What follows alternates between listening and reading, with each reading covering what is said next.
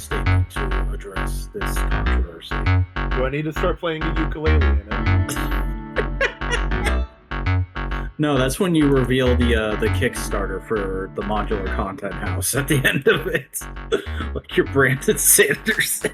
That's a thing I discovered this past week, is apparently I got into Brandon Sanderson just too late to witness quite possibly the greatest moment of his career, when he posted a video on April Fool's Day pretending like he was about to retire because Sex Pest shit had come out about him. It hadn't actually come out. He was completely pretending. And then at the end of the video, he's like, actually, I'm kidding. I wrote 4 books in secret, and if you support this Kickstarter, I will release them by the end of the year. Yeah.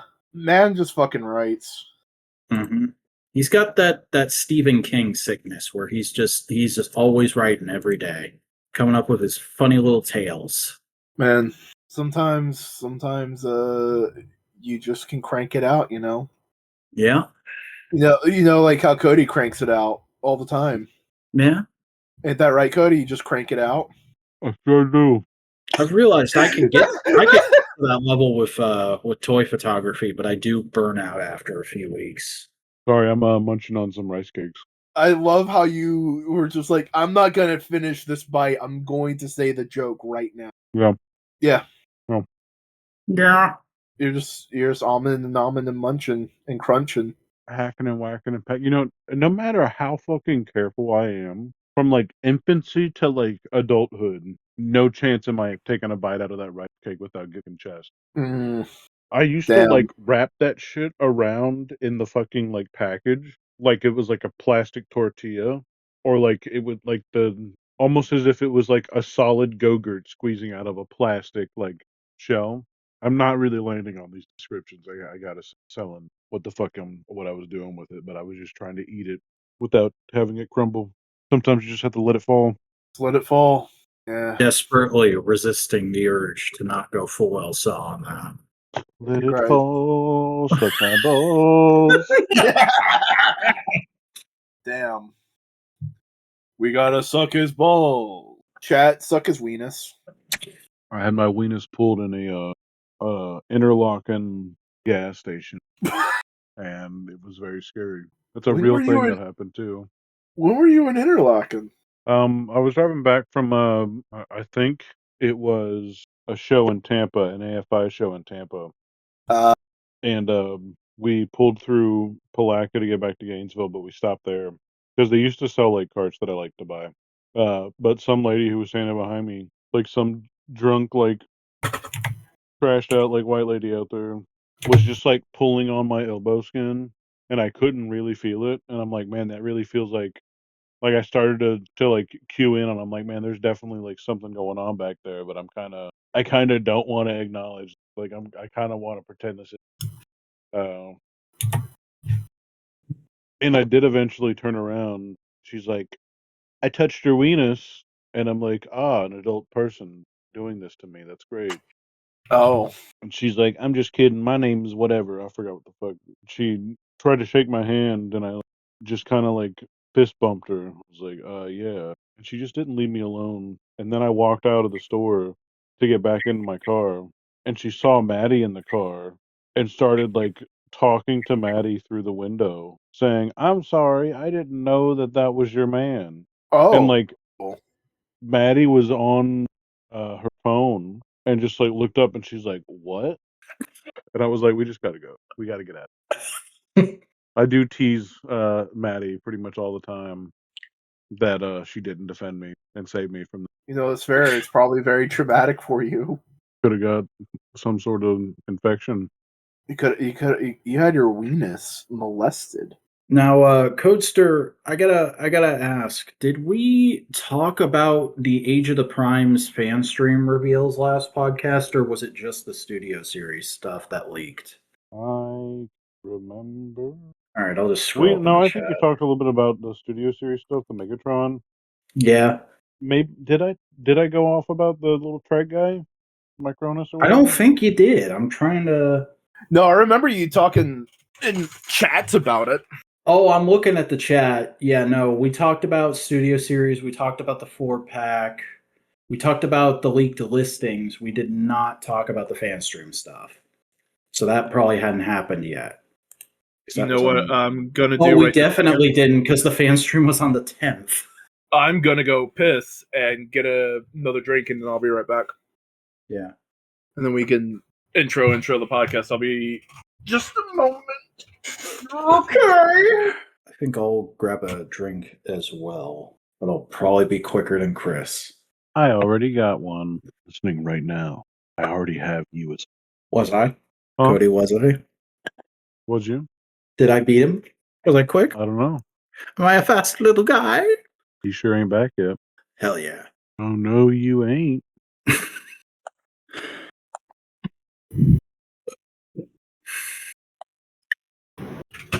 Ooh, it's stirring. All right, Dick Waffles, how you doing? I'm all right. Tell me something. Can you hear this? I haven't heard anything yet, so...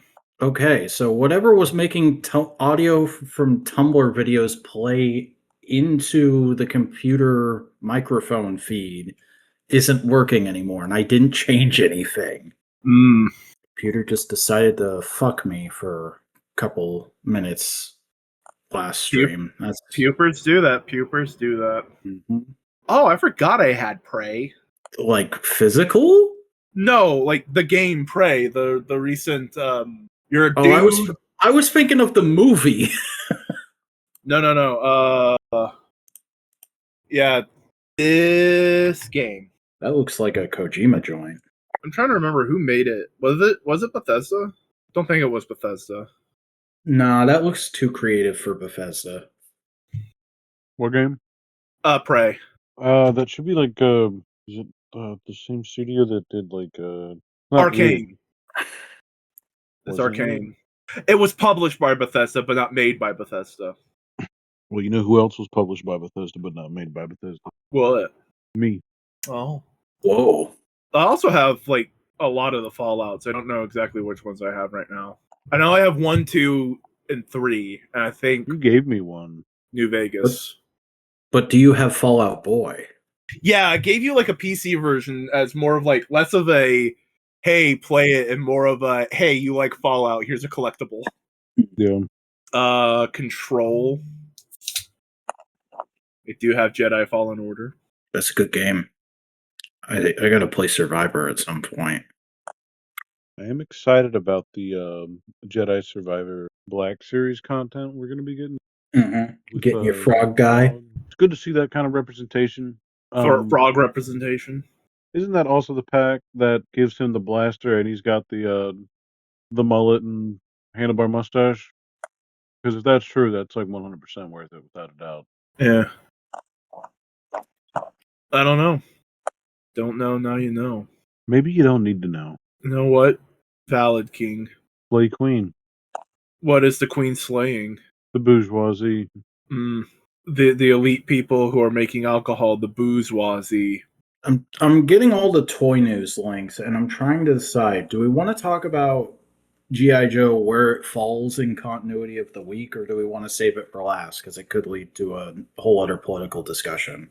Let it lie. I don't think we have to go all into that. We could just be like, they did it. Comment on it. This is probably why. Yeah. Okay. Oh, I own Outer Worlds. What about Inner Worlds? My inner world is currently filled with bouts of turmoil and feelings of unease that I'm not being enough of a person, and that aspects of my life have drifted by with not me able to fully grasp them, and lamenting that ability that I won't be able to fully grasp the whole of my human condition. I mean, those are all valid feelings, but if you woke up, walked around, shit, and ate something, I think you're a human. I think you exist. I mean, all kinds of things shit. It's true. Damn. But do you think about shitting? That's a uniquely human trait, I think. There's got to be other things. I think dogs might think shitting. Yeah, dogs think about shitting. Only in that they need you to let them out to shit. They don't. Because here's the thing: No, they I think do about not. I do pissing. not believe dogs think about like, man, that was a good shit. No, but they do think about pissing. They go like, "Oh, I need to piss here," so the other dogs know I piss here. That's fair. And they'll only poop with their back to you if they trust you. Yeah. Sometimes it's all about trust. Yeah. And I trust you, gentlemen. Would you trust us to watch you poop? I trust you to watch me poop and not do anything weird. I'm I love how you spraying had silly string directly on your penis. That's going to be Hello, horrible for my everybody. Welcome concentration. to Modular Components, the podcast where we spray silly string on your penis. I'm your host, Boingo, and with me are these two chuckle fucks. Say hello, Hi, I'm fucks. Chuckle. And I'm silly string entrepreneur fuckle. Our fourth member isn't here today. They have something they have to do IRL, like a responsible person. Whoa. People being responsible and not doing a podcast, that's a crazy fucking concept for these modern times we're living in. Couldn't be me. No, sorry, I'm too straight and white for that. life is happening, my fellas. It sure is. It's pushing me to areas of life I never thought I'd actually have to go to. Sometimes you just have Ferris Bueller in your face going, "Life comes at you fast." Mm-hmm. I actually watched that movie for the first time recently. Oh yeah, yeah. Did And you I gotta enjoy it? ask, since I have car boys in the room with me right now, does driving the car backwards actually reverse the fucking mileage counter? I No. think there was like at least one or two vehicles that would do that. You can technically go in there and do it. Like you could just like open the dash and do it, but like you're Yeah. not supposed to. It's not supposed to be able to, or sometimes they could break it. But I think there is like one or two old ass Yeah. that do function just as a simple like wind up and can wind and Okay. But I the don't moment think he says, that model of Ferrari was capable. yeah, no, Yeah. it's definitely not common. Like I'm saying, like there might have been one car where like they were trying. because like the moment he says that in the movie, I'm like, okay, I don't know about a lot about cars, but I know that's not working. And I expected like the ending joke of the movie to be like, oh, they're all walking out, they're all happy, and then the dad comes home and he sees the mileage and like, uh-oh. But no, actually, they completely subvert that by having the car fall off the blocks and drive out the back of the house. Yeah. Well, I mean, that's the ultimate point of the movie is like life happens. You can't run away from it. You got to face it head on, and that's a lesson Cameron learned. Mm-hmm. It's better You to know? be jerked off than jerk on. Amen, brother. But is it better to be jerk chicken? It's always better to be jerk chicken. Jerk chicken is delicious. Man, I haven't All had right, jerk fellas. chicken What's in a your favorite while. type of chicken? You know, I like my chicken fried. A cold beer on a Sunday night, and maybe even a pair of jeans. Oh my That's god, it. you That's fucking like- asshole. I thought you were being genuine for a second. I did too. I'm so annoyed right now.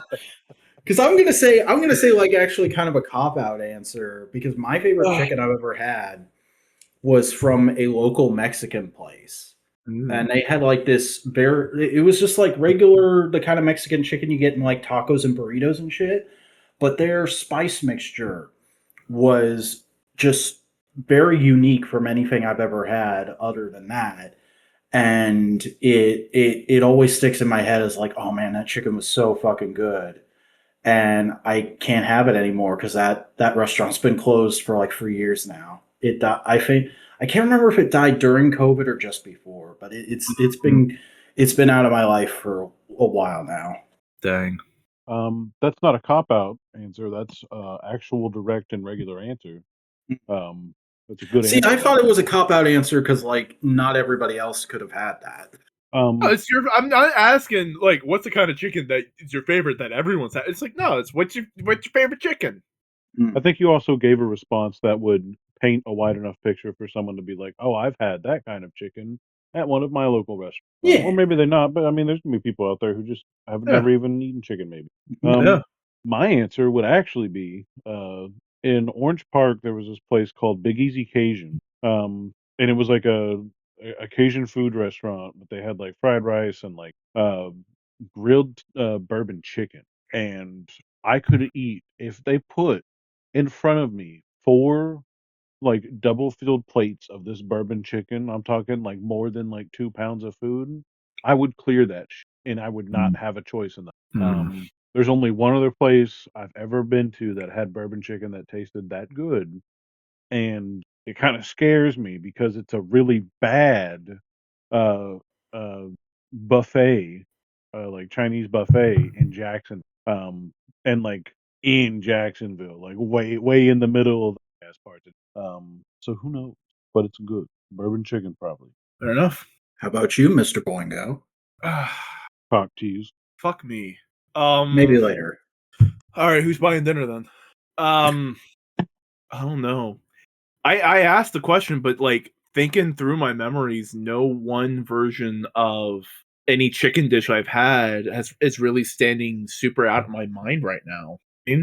I mean, chicken is just like a universally good food. It's very hard to mess up unless you like burn it or put like a really bad spice mixture on it. Yeah. Like other than the protein content, that's kind of why chicken and rice is like the go-to basic trying to be fit meal is it's usually cheap and it's usually good. Yep. I do think it's going to be a fried one because out of anything, fried chicken tends to be like an easy go-to. You know what I mean? Yeah. Mm-hmm. What's your favorite place to usually get fried chicken, or are you good at making it yourself? I'm solid enough at making it myself. I think I've had your fried chicken. It's possible. I'm not sure. I do know if I want fast food fried chicken, I tend to go Popeyes. But like good ass fried chicken, it's the best. The best of like restaurant stuff is probably Metro.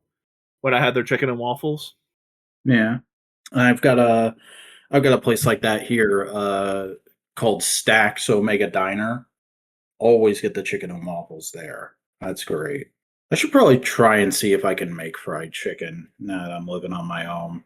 I did technically make fried chicken, but not like traditional breaded fried chicken. I just fried some chicken tenderloins in a pan for my chicken and rice for dinner tonight. But like, I don't think I've had homemade fried chicken probably since I was like 11 or 13, that kind of area. Because my dad would occasionally make it when we lived in Alabama, but I can't remember him ever making it since, and it definitely wasn't the type of thing my mom would make. My mom has attempted fried chicken a few times, and while she had a very like floury, bready, chicken skin, and it's not traditional, but it was very fucking good. No, I tend to when I fry chicken, I tend to if I'm being lazy ass fuck, and this is true for any time I'm frying, I will tend to just go straight to egg wash, then to breading, then to pan. If I'm being lazy, if I'm trying to be a little bit nicer, I do flour, egg, breading, pan. It's really nice that you always get Pan involved in the whole affair. He's got to feel real good about that. No, I tend to pan fry more than I deep fry. Yeah, You know, because I think like deep frying honestly kind of feels a little more wasteful just because of Here's how the much thing. oil you have to use. If you are good at it, you can keep that oil for like several fries. And you can clean it and you can do a variety of things with it. Like it's not one and done with that amount of oil. You can filter it, put it back in a container, or if you have specifically a frying vessel that can be closed up, you can do that. So True. Oh man, that actually just reminded me of when this was also back in Alabama. This is probably why we had fried chicken back then. But my family did used to have like a big fancy deep fryer that I think was like a Christmas present for my dad one year, probably when we first moved to Alabama. And he used to make all kinds of shit in that. Like he would just be looking for excuses to use it. That kind of like a chef dad vibe. yeah. He made donuts from scratch almost every Sunday. There's a really easy cheater donut is you take like Pillsbury dough biscuits and you just fry those. They turn out pretty good. And you just like frost or glaze them however you want. Yeah. I'll frost or glaze you, however. I know you will, buddy. I didn't intend to get into dad talk tonight, but it is Father's Day. And I do mainly think of like that was one of the main traits of my dad was he was a big chef guy. Whenever he got a chance to like do a complicated meal, he had the time and energy. He would put like his whole ass into that shit. I really should have learned more from him, honestly. Well, you're fun, Yeah. and I appreciate that. Cody, we don't have to talk about our dads, so. Yeah, I'm sorry. I know you guys don't have great relationships with your papas. Hop in that Padre for the Lord. Amen, brother. Yeah. So should we just do the thing and get into toy news? Because there was a fuck ton of toy news this week. Tell me the toy news, toy boys. Okay. Well, the first thing that happened this week was actually something specifically related to you, sir. They revealed some kind of new Ghostbusters toys. There's Which a was surprising. there's a re-release of the Proton Pack roleplay toy. I think mainly just so anyone who got in on the HasLab for the wand can also get a pack if they didn't get the original run. And I mean, it looks good. Looks about as good as any custom I've seen, but I'm also not a super picky prop expert. Yeah. And then they revealed a new 4-pack of the boys that's going to be shipping around the same time as the Ecto One HasLab. Yeah, and and you get all the little blaster parts. That's nice. Yeah, it's essentially the same figures you have, Boingo, but they've got new head sculpts. I think the original ones were kind of like smiley, and these are more determined. Because they're calling it the rooftop showdown end of movie pack. And I think Spakeman's hair is also different. It's a little bit more messy. And you get you get a proton stream for everybody. Because I think the original set just came with one. Winston was the only one who came with one. I mean, he's the only one qualified enough to carry one, realistically. Fair enough. Yeah, no, I just grabbed my Venkman.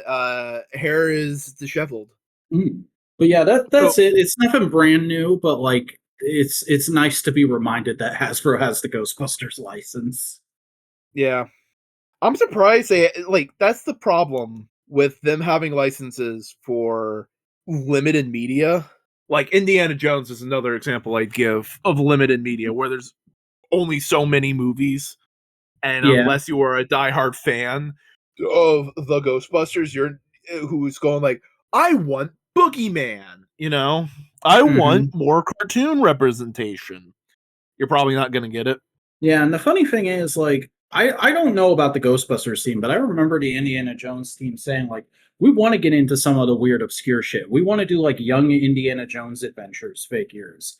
And then those figures fucking shelf-warmed and went to liquidation stores so much that pretty much as soon as Dial of Destiny was available on digital, they were like, and we're done! Bye! Yeah, it's a shame. It's a shame. Yeah, but what are you going to do when your whole toy line is basically just people in regular clothes? The most exciting thing about it is the main character always comes with a whip. Yeah. Honestly, at that kind of point, I would much rather them just go, hey, as a spin-off line of Star Wars Black Series, we're doing other major LucasArts franchises. And so here's THX. Here's THX. Here's Indiana Jones. Here's Willow. What's the here's American Graffiti. Here's Guybrush Threepwood from Legend of Monkey Island, because that's also part of Lucas stuff. Here's the kids from American Graffiti.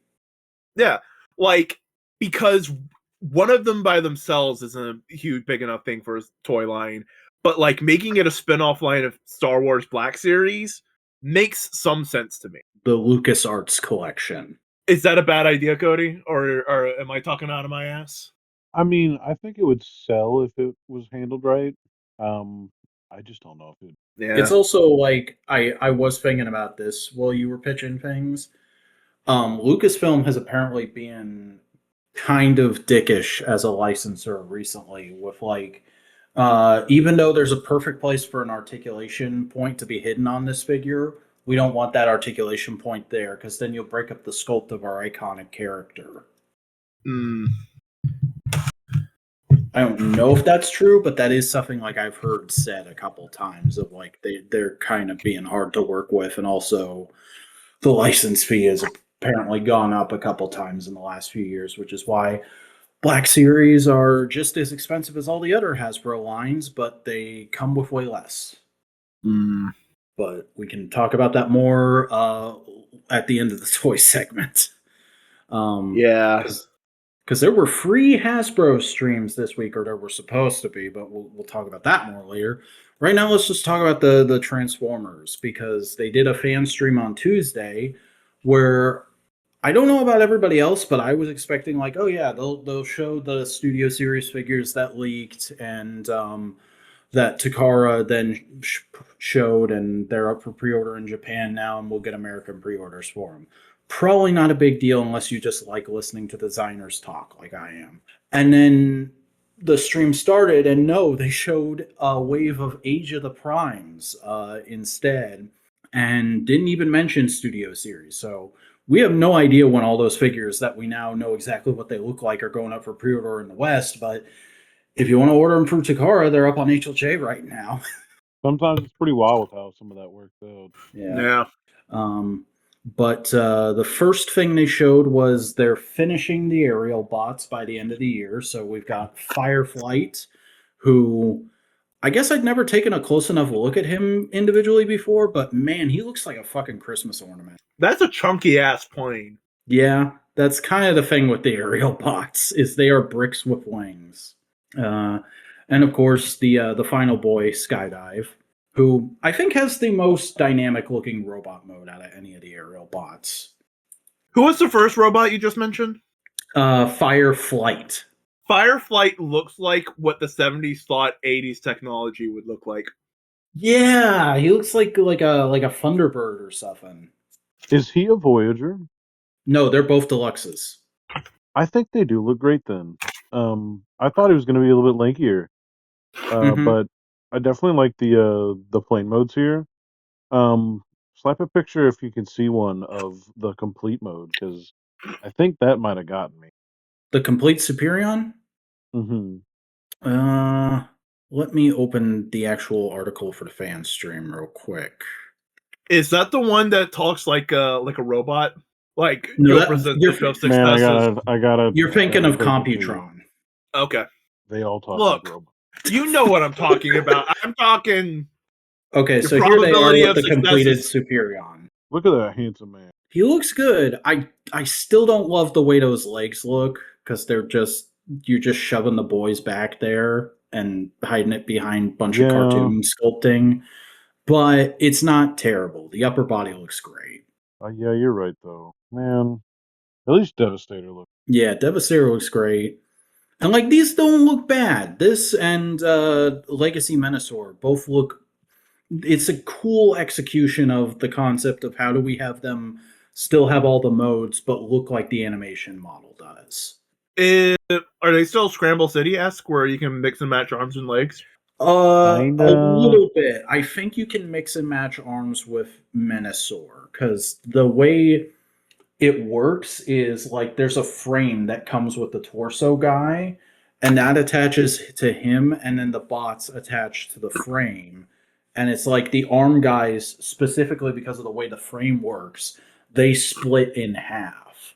So I think you can put the arm guys from Menasor on Superion and vice versa. But I don't know. But you can't put a leg guy as an arm. You can't do that now. I don't think so. I think you have to get the Combiner Wars versions to do that. And should you? I don't know. I mean, if you want to pay insane aftermarket prices, because the Prime Wars Trilogy's figures are ridiculous on eBay these days. Or at least they were when I looked a year ago. Yeah. Anyway. I don't know. It's just more of this is more of trying to be a screen accurate version. Those are trying to be a play activity accurate guy. It's just different wants, different desires. They're aiming for a different market right now. The next thing they showed is the last of the deluxe Insecticons, who was called Venom in G1, but because Marvel has the trademark on that name for toys now, even though they have a working relationship with Marvel, they had to change the name to Venin. So, while that is a new sculpt, and I'm very excited, I thought there was another one that were. No, the other two deluxe Insecticons were in Amazon exclusive multi packs. I'm pretty sure we got them both in the last 2 years. Okay. Which I is have the yellow I think one. I think it's a little weird that they're releasing this guy as a regular release when the other two were Amazon exclusives, but Well, I want I'm them. probably the Look only at guy that who gets thing. OCD about that. Okay. Look Two at those things. wings. He looks like a cicada. Am I right? He is Is he a supposed to be a cicada. cicada? He is a cicada. Okay. Second, the color scheme makes me think he was another Bandai toy. He was. He was. The deluxe Insecticons were Bandai. Beautiful, Okay. handsome man. I mean, all of them? Oh, okay. Yes. The Because regular I was free going, the free I was going. Insecticons that like are in fiction and stuff, those were Takara. The deluxe Insecticons were Bandai, and I think they only appeared in like toys. I don't remember if they were in the Marvel comic at all. Because the color scheme just reminds me of that one Bruiser truck from Thrilling 30. Oh God. Cody, you know the one I'm talking about, right? He has like a bunch of guns. Oh, Bruiser truck, Roadbuster. Like he Oh was yeah, brown. no, yeah. But you see what I'm saying? Like the color scheme reminds He me was a of that. wrecker with Whirl. Mm-hmm. Yep. Yeah, Roadbuster was Takatoku, I believe, which is a company that Takara ended up buying. That boy. Look at that boy. By the way, after the fan stream, it's interesting that you mentioned him because after the fan stream, I saw somebody saying like, "Oh, everything looks great. Now the only update I really want is Roadbuster because this thing is kind of looking old." And I'm like, "That's an all timer, sir. You pipe down." Him and that Whirl do have some age on them, though. The world more so, I think. That Roadbuster is still a great. Like the articulation is a little limited today, but the sculpt and the engineering and all the guns, like it's right there. I mean, it is a prototype for like all the gun accessories they would have later on, wouldn't it? To an extent. Kinda. I can see that. Yeah. All of those combined to make one big ass gun. His legs were like the biggest like insult there, but like that is a great. But the He way the has, like, legs work ankle and the pivots. transformation make it so good. Oh, the vehicle mode is butter. Fucking having the feet become part of the roof is such a genius move, and I don't think I've ever seen it anywhere else. Not even a part of the roof, but folding together and then flipping back into like a vertical piece that runs from the front to the back of the roof. That shit's great. They should use that for like roof scoops and stuff like that, or hood scoops. Oh yeah. But speaking of ingenious transformers that feel separate from their time, the next thing they showed is probably the highlight of the stream for me. Micronus Prime. Oh, the orb man. Yep, he is in the lore. This is a character I've never given a shit about, but in the lore, he is the first minicon, and that's always been like, okay, whatever. But the way they executed him as a toy is so fun because he's a little guy that transforms into like a puck that has the minicon symbol on it, but he comes with a little vehicle. He has a uni-wheel bike that can then turn into a mech suit for him. And the legs can fold up back into a semicircle or wheel, and he can attach to the back of other Transformer Deluxe class or higher. Or he at least has that like 3mm compatibility. Because they showed a picture where the arms are like guns. Yeah, the arms of the mech suit can come off and do like weaponizer stuff. Like there's so much going on with this figure. We've talked about before, like Transformers have a lot more bang for your buck than your average 6-inch action figure just because of the nature of what they are. But this feels like pushing that to the absolute limit. There is so much playability within this one figure that I'm like, this doesn't even feel like a Generations figure to me. This feels like something they would have tried during Unicron trilogy, and I love it. Yeah, no, it's what they need more of, what we want more of. Like original new shit. Like all of this Power of the Primes, like all the Primes figures, in my opinion, like I haven't gotten my hands on them because everyone I've seen in public is like $30, but like my God, do they look like they go off? And I know they end up going off, but like, do they look like? Okay, lore question. Mm-hmm. Mini-cons were introduced in the Unicron trilogy. Have they been retconned into general Transformer continuity? Kinda, sorta. The like lore Bible that they established during the time of the Aligned continuity has them being portrayed that way. That's why Micronus exists. But there hasn't really been a ton done with them since the Aligned continuity. Like they were kind of back as a major gimmick during the second season of Robots in Disguise 2015, but I don't think anybody's really done anything with them since. But not their function in the story, because in the story of the Unicron trilogy, they were a major MacGuffin for a bit. Their function as beings still exists of, oh, they can team up with a bigger guy and power the bigger guy up. Yep, they're small boys who give the big boys a boost. And now they're just a general, hey, there's just a population of the Cybertronians that are small and can do this. But they're not always going to show up, but they're there. Yeah. Okay. We good? Yeah, no, I was just saying things. Right on, right on.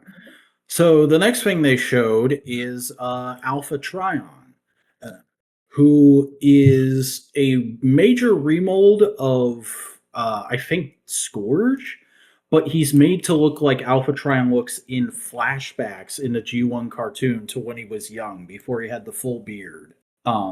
Which is a cute concept, but I'm more interested in it in the accessories they gave him.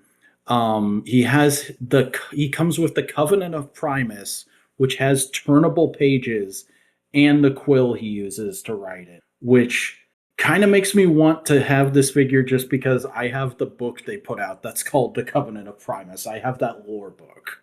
That vehicle mode looks like if you put like fat dirt tires on the side of it, it would look like a RC car. A little bit, I love yeah. the colors. The shit, it does pop both versions. I can see that. Very, very, very neat. Not like a must-have, but it's cool that they fought to include him because they're doing the rest of the primes anyway. Even though they've done like 5 Alpha Trions since the War for Cybertron trilogy started, I think. His shield is a really cool accessory as well. Dude, he could hold his Autobot symbol. Yeah, I think that's like specific to a moment in the G1 cartoon, but I can't remember. He only went bad in the live action movies, didn't he? No, he didn't. That was Sentinel Prime. Oh, okay. Because I was thinking, like, what, didn't one of them go bad in like the third movie? Well, Sentinel Prime's whole thing is he's not one of the original 13. He's like an interim Prime who comes in between the 13 and Optimus, and oftentimes he's kind of a secret asshole. Okay. But then they showed Flatline, who is just a black repaint of Armada Red Alert with a new head. And I'd honestly never heard of this character before, but apparently they were like the first Decepticon medic in fiction, and they go way back to like early BotCon days. It's neat. I don't know if I need it, but I've heard that Red Alert mold is actually really damn good, so hopefully people who like it can get it. But look at the colors on that fucking. I think that's just like it reminds me of like the good 2007 Transformers movie toys that were like not characters in the movie, but like maybe it wasn't 2007, maybe it was like 2008 or 9. The series that had the amazing lug nut that turned into a proper bomb. Oh yeah. That would be fucking. Would it be the one where? Mm-hmm. Isn't that the one? Okay, whatever. I was about to say, isn't that the one with like the little human companions? No, that's Human Alliance. It just has a good vibe to me. A good classic baddie. He looks like he looks like a bot that you would have reviewed early on in his channel. Yeah, Mhm. and been like, why doesn't this character get more love? But no, oh, you reminded me of Reveal the Shid Lugnut, which is a fantastic figure, and there's no way they're ever going to top it when they eventually do a new Lugnut in Generations. But it'll probably be easier than paying a fucking $180 that thing tends to go for on eBay now. I'll lug your nut. Oh yeah, Not even like there are so many different levels of why I want that fucking toy. What it Yeah. turns into, the colors it is, the face he has, the character he is, the way the hands work, the way the feet look, the way the fucking hands turn into the wings.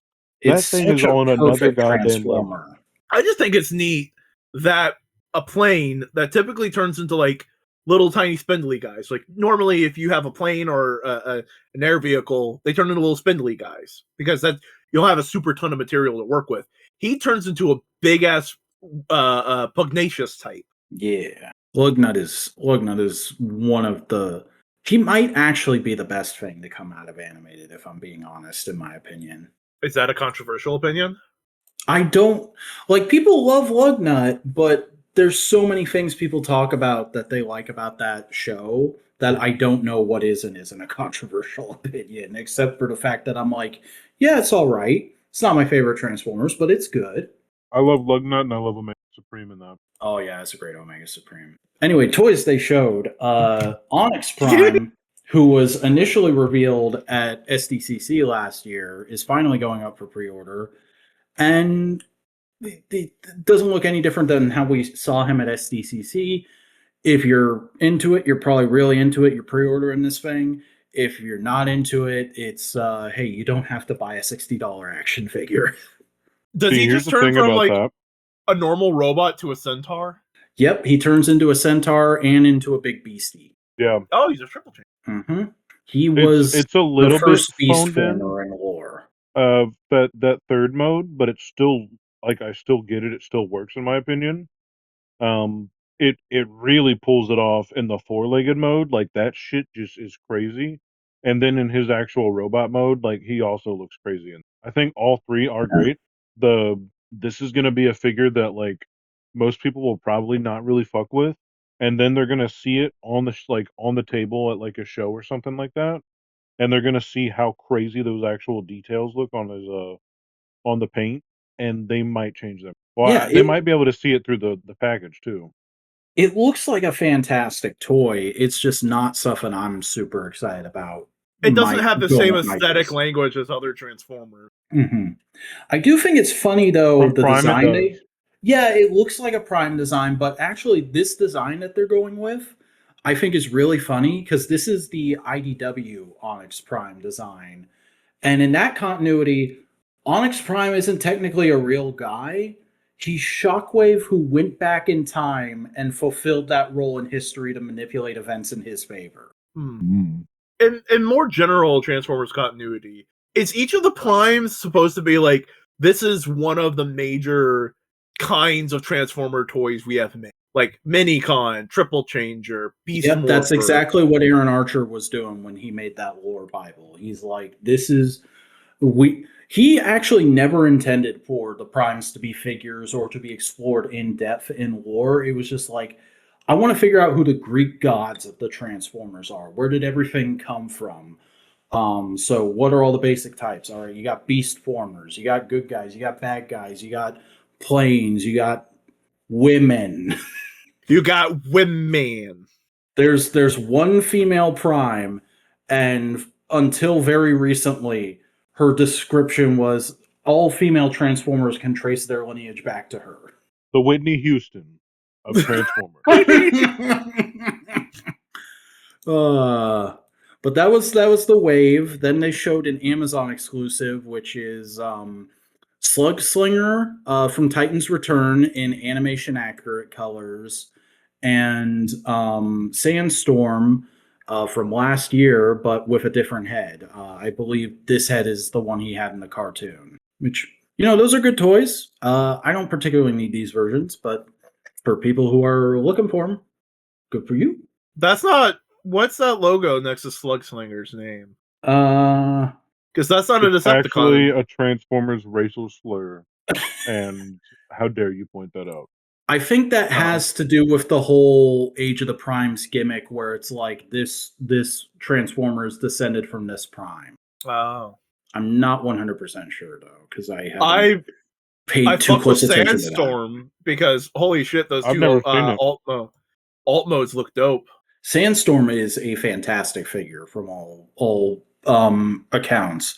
I just didn't have the money for him back when he came out, and I'm certainly not gonna pony up the cash for a 2-pack. That Slug Slinger might actually still be a serviceable figure.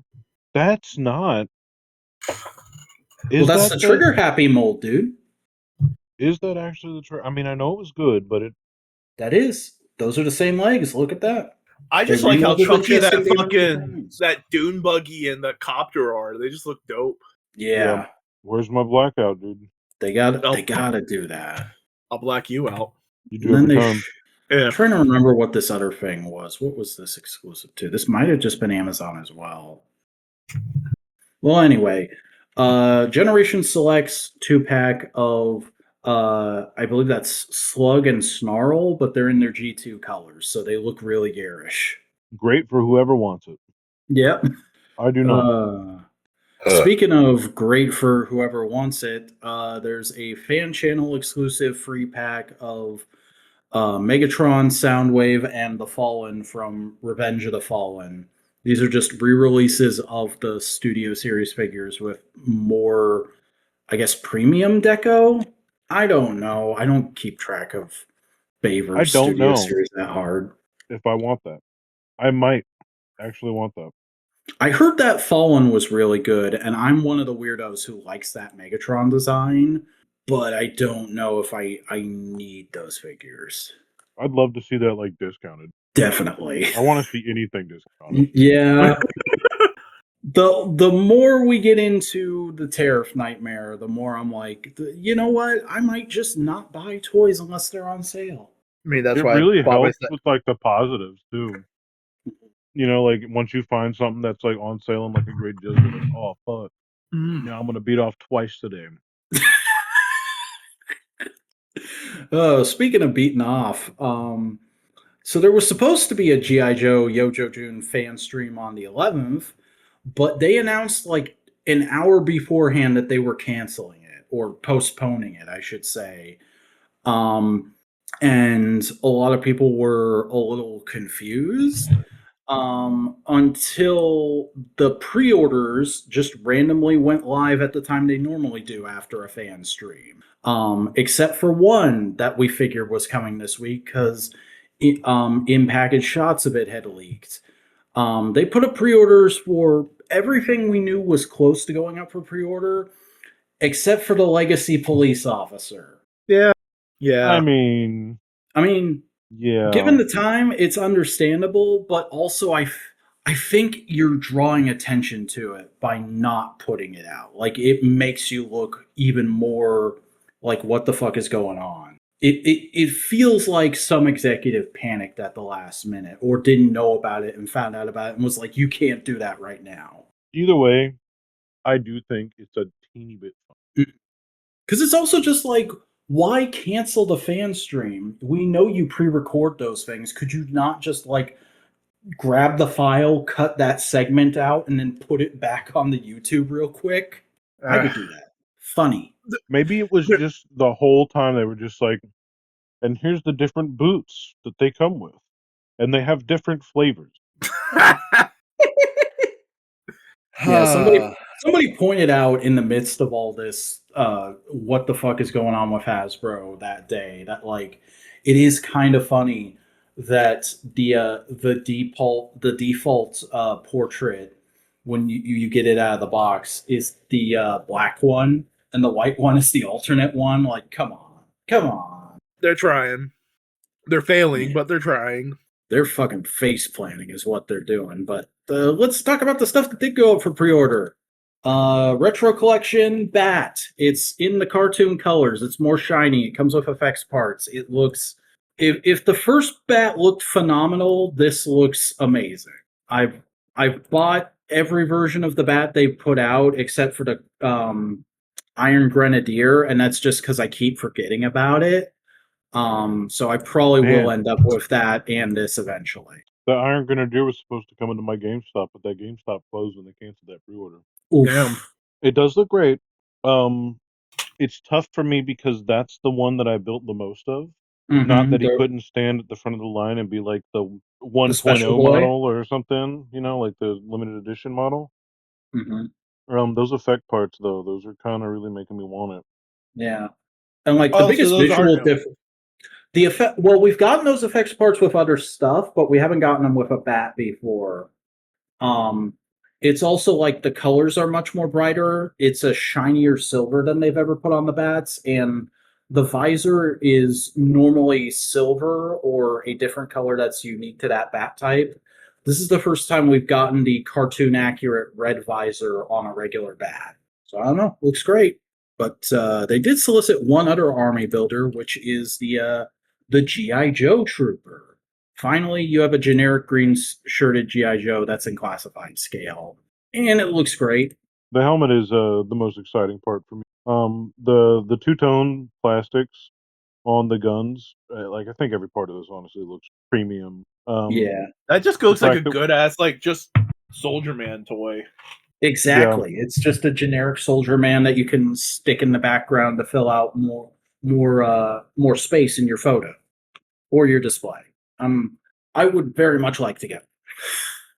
And then I think the next thing was this next or was the other thing next? I'll do this. The Sergeant Slaughter and Mercer 2-pack, which comes with so much new stuff. I didn't realize this until I was looking at these photos of the actual toys, but almost all the guns in this pack are new to classified. We haven't gotten any of the gun sculpts except for the pistols before. Yeah, I'm not even sure if we got that revolver, if that's the same one we got. I think that came with like a dreadnought or something, but I'm not sure. I know it looks familiar. These weapons do go crazy. The accessories for Slaughter alone, the 3 different hats, 2 Yeah, different heads. the alternate head that has the whistle in his mouth, the fucking tinted shades for Mercer. I think this one is for me, honestly, Yeah, without a I'm doubt. I don't actually have a Slaughter yet. oh So that might be the one. yeah, no, I have the original release Slaughter, the regular one, and I love it, but this looks like such a good upgrade. And also like Mercer's a fun character, especially like I'm surprised I've never heard you talk about Mercer before, Cody, because you know his backstory is he's a bat or no, he's a viper that defected from Cobra. I could definitely tell that he was a Viper but I didn't. find it funny that I just like the little no Cobra patch on his vest. Yeah. You don't take no bullshit, dude. Slaughter saw something in him, and they fight together. Look how good that goddamn. That's a new shirt too. That's a new shirt and little shirt rip on the top part, right? Yeah, I think so. Fantastic. I love it. And then the Awe Striker went up for pre-order as well. I still haven't gotten anything bigger than the bikes and the trouble bubbles for my Joes, but man, this thing looks nice. And I kind of want it for the little travel coffee mug that says Yojo on it. Just like that little accessory is so neat. Oh, I didn't even realize the different helmet. Oh, and there's a visor in there, and man. Oh, the bandanas though. And they really loaded this thing down. They gave it all the shit it's supposed to have. It's got the There's so much stuff you forward-mounted can take 50 off and cal. customize. To get that one. Look at that. Look at those shots. Like the Vamp was was a great looking vehicle, but this is like it feels like a playset more than it does a vehicle because there's so much stuff you can move around and mess with. Like all the guns come off, the roll holds more cage is people than the Vamp does. removable. Yeah, it's such a cool thing, and it's the same price point as the Vamp, but it's also Pulse exclusive. So like I'm probably not getting it anytime soon. but I would very much like to pick it up at some point. All right, Cody. Quick question: How hard do you think it would be to build that in real life? Because it looks like you could super easy. That's a real vehicle. That's a real vehicle we used in That's like just a heavily Conflict modified Desert dune Storm. buggy. Yeah, like that. All right. That is like with the 3 seats and the positioning of like the gun. That is a real vehicle by like either like American and British forces, like 2000s. Even still now, I think they have some of these around. See if I can't find a picture. Oh, holy shit. I didn't even realize the winch on it works. Yeah, this thing looks fantastic. That's honestly the best part of it. But you know what this feels like to me? It would be cool to see this go in this direction. I don't know if we'd ever get there, but this feels like action or the fucking rescue. Just with Yeah. like the interaction and the fact that it can hold 2 other guys. Because like Mm-hmm. so little of it. Like because like yeah, the his tank can hold more people, but the his tank doesn't really feel like a true troop carrier because that bitch is just heavy. It's like a baby you pick up and you just don't want to fuck with it. This thing actually can move 3 people at a time and probably 2 people sitting on the side or Mm-hmm. holding on. Yeah, look Oh, at I that. forgot Look at them one up thing there. that they had called out specifically on the last fan stream. It's got like a little radio that you can remove from the dash. Yeah, see that just looks great. Everything there is perfect. That picture's perfect. That really sells it. Yeah, fucking what's their photographer's handle? Shooting the Galaxy. That guy has just been killing it with photos ever since he got on Classified. You know, I've never opened my 4 dragonfly figures. Really? Plan to flip those? No, I just never got around to it. I put the dragonfly up and it looked so great, and I just never opened them. I I was at Retro Toy Con, I think like a month or two after that thing shipped, and there was a guy there who was like, I will who was selling 2 dragonflies, one as the whole set and one he was trying to part out, and he wanted $100 for each figure. And I was like, that's just I really want that Wild Bill, but that's just too much. Um, and he was like, "Well, what do you think would be a fair price for one of those?" And I'm like, "You're gonna feel insulted." And he's like, "Just tell me, 60." Like individually, that's just a regular release figure in a special box, and those regular release figures are always 25. And I'm gonna open them and mess around with them if I buy them, so I don't care about the special box. And he's like, "That makes sense, but I'm not gonna take that." I don't know if At least I he would didn't get resell mad at them. you for that, you know. Yeah. I do actually want all the figures in there. Truthfully, the main thing I think that has stopped me winning them is just the fact that like my classified figures exist and like they stand up. I've been standing some of them up on that other shelf in the other room with like my uh, Treble Bubble, my Tiger Force Treble Bubble or whatever it was, a Python Patrol, and like some of my other vehicles in there. Mhm. But a lot of them have just been kind of chilling or just like laying down in a box, or laying down on a shelf. I don't have all of them. I really should take the time. I've been thinking about changing. Yeah. I'd love to see if you could get like like your Black Series display kind of thing going for classified. See, I never really wanted to stand them all up like that though. I Mhm. always wanted them to look like they were moving around. In action and posing. Mm. Yeah. Fair enough. And they look so good doing it. You can't just help it. But that is all the GI Joe stuff. But that wasn't the only 6-inch collector thing Hasbro showed on the 11th, because I think like an hour after those pre-orders went live, one of the fucking high profile nerd news websites showed what the Marvel Legends SDCC exclusive is going to be this year. Um, and I won't lie, I'm a little bit annoyed about it because, well, we'll talk about it and I'll get into it. It is a free pack of Sauron, Shauna the She Devil, and Rogue in her Savage Land look. And I think all these figures look great, but this free pack is going to be $90, and it is a brand new sculpt used for 2 different characters and a Build-A-Figure that we've gotten before. And Dude, that's the old Sauron? yep, that's the old Sauron, but they changed the colors and they gave him a new effects part. That's stinky. Yep. I mean, it's still a good figure. They've got some great shots of it posing around in this press release. But it's like you're doing that for the SDC exclusive. It feels a little insulting, especially because like It does look good. Kazar was a regular release, and now if you want to get Shauna to go with him, you gotta get an SDC exclusive. And it's also like this might be reaching, but it feels a tiny bit sexist to me that like the half naked dude we could put at regular retail and the half naked ladies have to be a con exclusive. I think going with the naked idea is wrong for the sexism. I think it's more of like it's more easily marketable of like here's a caveman versus here's a cave woman, you know? Yeah. I think that's the more accurate sexism argument here. Yeah, you're right. Because let's be honest, how many half-naked other Marvel Legend figures have they made? Not a ton, though.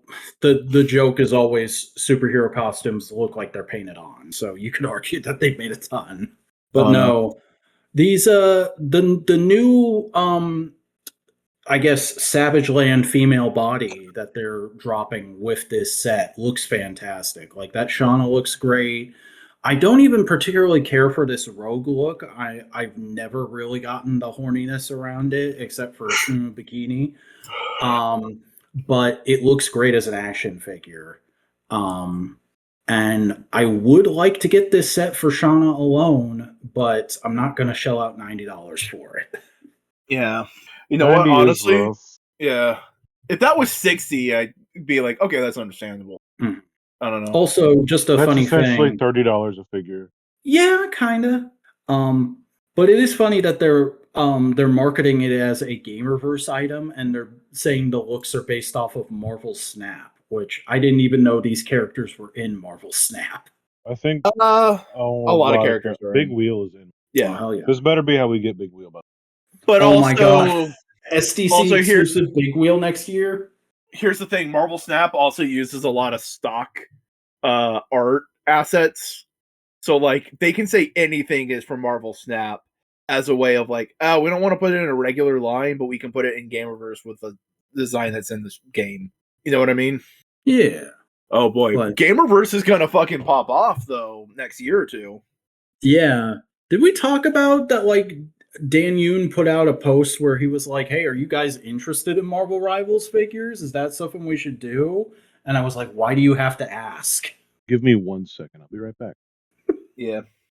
No, but with like Marvel Rivals and all now Tokon happening, and the Tokon designs are fucking hype, man. It all depends on who's going to be in the rest of the Tokon roster. Because all we know is the first 8 that we got so far. How many characters on average is like the base roster for a fighting game? It depends. Typically with tag stuff, it tends to be more because you want to have like a lot of pieces to play with. So you want to have like a deeper roster. The problem is a lot of tag fighters take a bit to get to that good number. And it's ArcSys, so it depends. I think a conservative number of people are throwing out, Max Dude threw it out, of like 30 initial roster members. Whoa. It could be less. Because like that's like a year's worth of regular release Marvel Legends. Yeah, and then they're going to do DLC.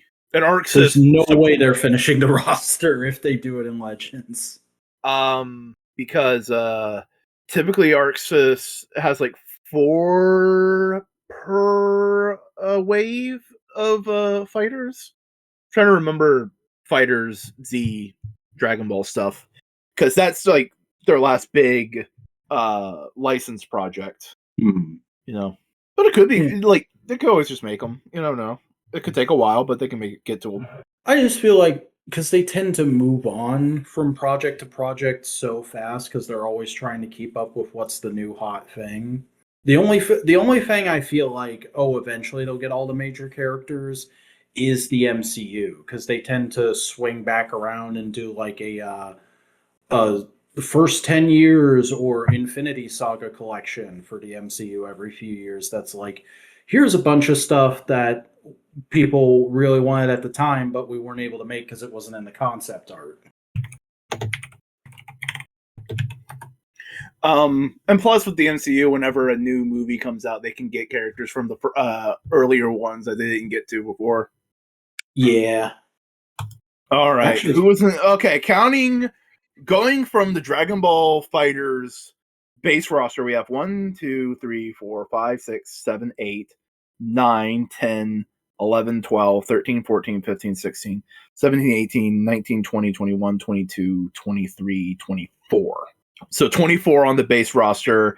Oh, and I was dead wrong about the fighter pass of the waves, because it's like 1, 2, 3, 4, 5, 6, 7, 8 on the first fighter pass.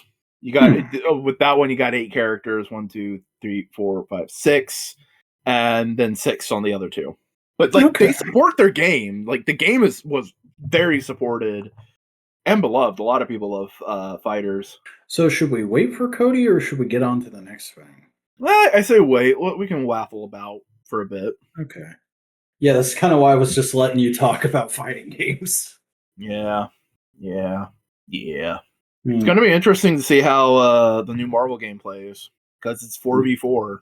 And it's going to be a little chaotic to do assists. Is that a similar play style to Smash Bros. With how chaotic that can get? Have you played Marvel vs. Capcom? No. Okay. In fighting game terms, it is a tag game, which is a specific play style. Meaning that you pick like a set of characters and you can tag them in and out whenever you're fighting and get a completely different play style.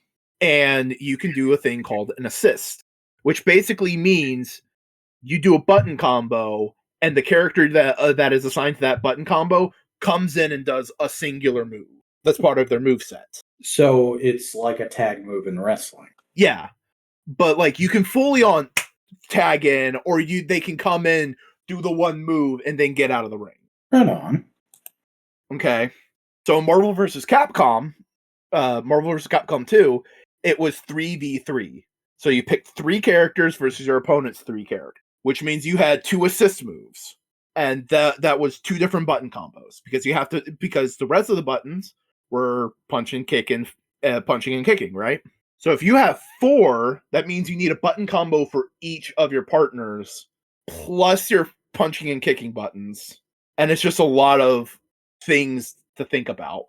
Plus, from the way they've been talking, they're also doing a thing that's interesting, where instead of being a full tag thing, where you can just be, I just want to be Spider-Man, and I don't want to fight as anybody else.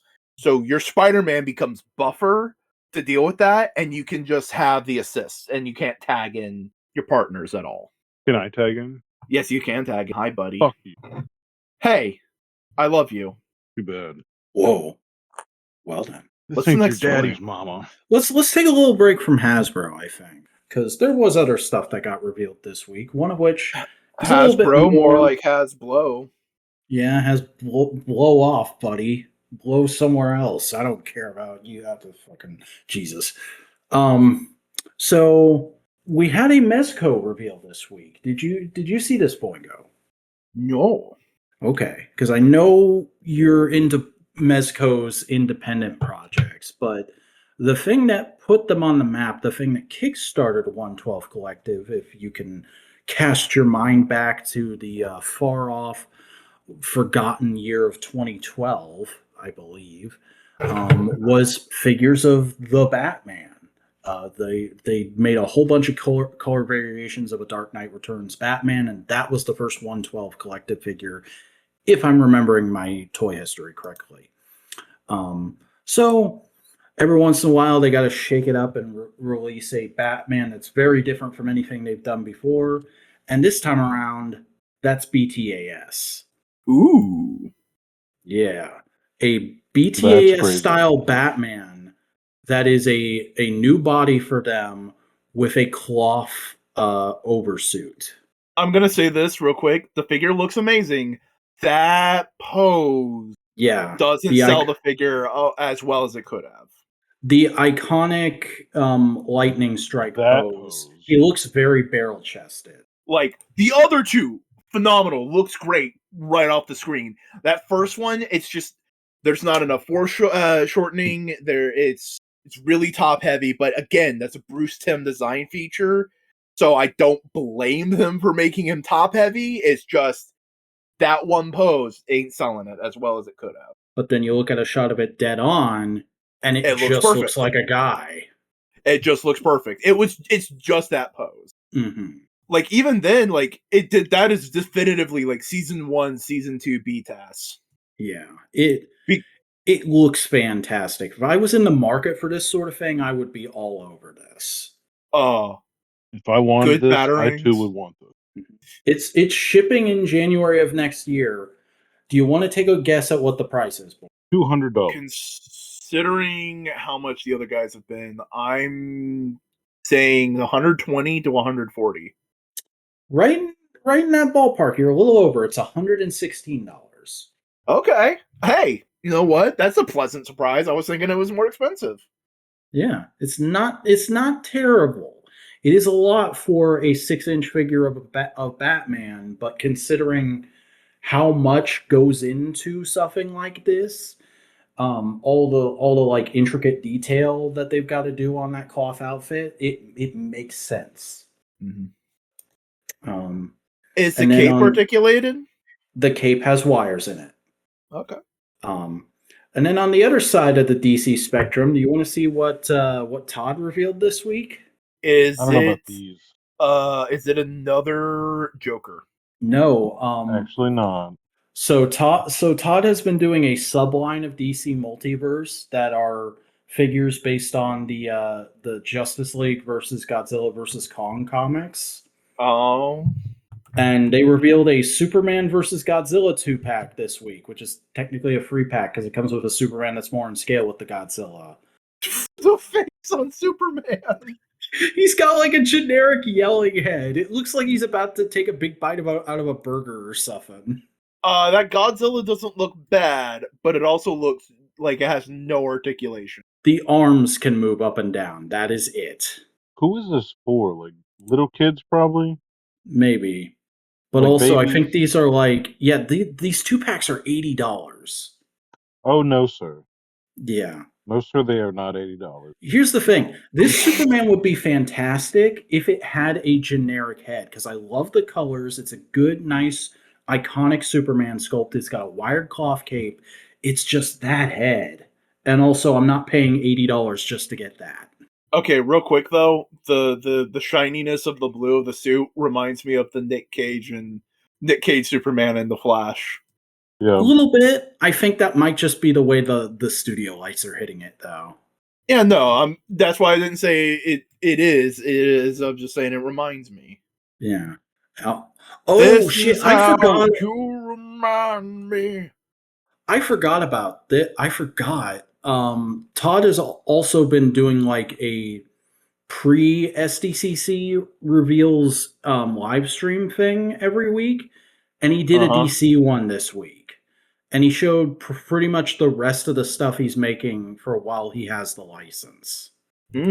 So, do we want to go through that real quick? Yeah, fuck it, why not? Okay. So we have a 2-pack of Batman Who Laughs and the Merciless. I know Batman Who Laughs as a toy. I don't know anything about the Merciless because I've never read any of the stories that relate to any of them. They look like McFarlane figures. Yep. We've got Superboy based on how he looks in recent comics where he's wearing the classic costume, but he doesn't have the jacket. All right.